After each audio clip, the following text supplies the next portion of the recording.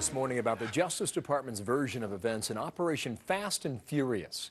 For the first time now, a former federal agent is speaking out and saying that other agencies knew about the failed gun tracking sting that allowed weapons to flow to Mexican drug cartels. William LaJeunesse live on the story. He's in Sasabe, Arizona this morning with more. William, good morning. Bill, we're right on the border. This is a very remote crossing, and it was here where on several occasions ICE agents in that building stopped guns that were being smuggled southbound. Well, it turns out that those were part of an ATF operation. Well, that led to a fight between these two agencies, and ICE was told to back off and not interfere with Fast and Furious. Well, it turns out multiple agencies knew about the operation and the danger that it represented. There's going to be a disaster that's going to happen. Someone is going to get killed. Unfortunately, Brian Terry is that nightmare that came true. Former Tucson Drug Enforcement Chief Tony Colson says the ATF wasn't the only federal agency with a hand in Operation Fast and Furious.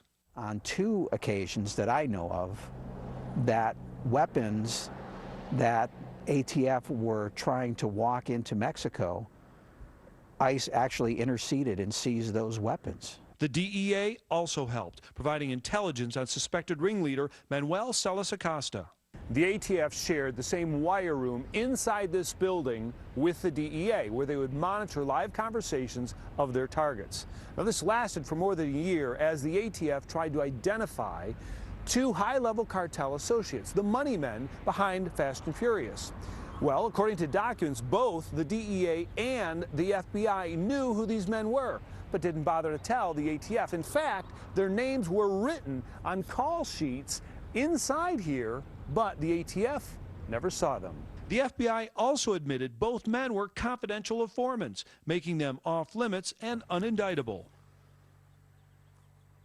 So for a year, ATF agents were looking for these two guys. They were already on the FBI payroll. So for a year, the DEA and the FBI knew who they were and did not tell the ATF, knew their identities the day that Fast and Furious began and a year before Brian Terry was killed. Bill, these guys are still inside the cartel, considered a national security asset.